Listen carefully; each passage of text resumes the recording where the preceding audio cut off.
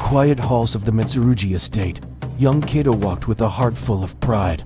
Every portrait of his father, Lord Hiroshi, was a testament to the honor and strength he revered. Watching his father train warriors in the courtyard, Kaito saw the embodiment of a perfect samurai. "I will be just like him one day," he whispered, his soul alight with admiration. But a shadow was about to fall, one that would extinguish that light forever. One evening, hidden in the darkness, Kaito overheard a conversation that would shatter his world. His father, the paragon of honor, was plotting with a nobleman, Lord Takeda. "I've arranged for the assassination of Lord Miyamoto," Lord Hiroshi said, his voice cold and calculating. "Once he is dead, the land and wealth will be ours. The clan will grow stronger." Kaito's heart stopped. Murder, deceit, all for power.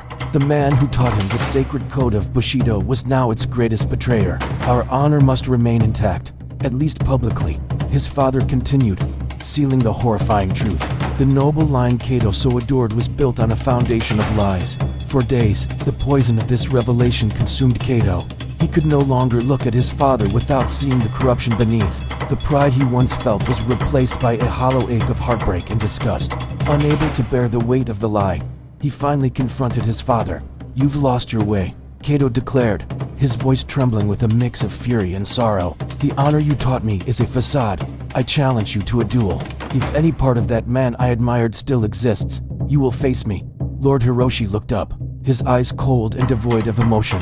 "You are a fool, Kaito," he said with indifference, "a weak boy who doesn't understand how the world truly works." But Kaito stood firm. He had to fight, not to win, but to reclaim the last shred of his own honor. In the same courtyard where he once watched his father with awe, Kaito now faced him as an enemy, sword drawn. He fought with the fierce energy of a betrayed heart. He parried and struck, fighting for the memory of the man his father used to be. But Lord Hiroshi was a master of a different kind of battle, one fought without passion, only ruthless efficiency. Kaito's strength waned with every clang of steel. He wasn't just fighting his father, he was fighting the collapse of his entire world.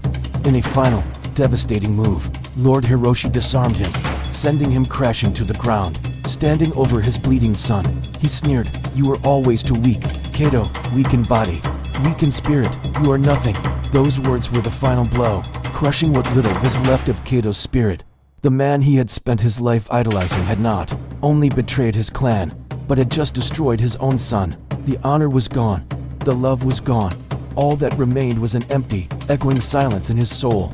With nothing left to live for, Kaito retreated to the ancestral shrine, kneeling before the sacred sword of his ancestors. His final thoughts were of the honor that was now lost forever. Under the cold, silent moonlight, he made the ultimate sacrifice, choosing to die with what honor he had left rather than live in a world without it.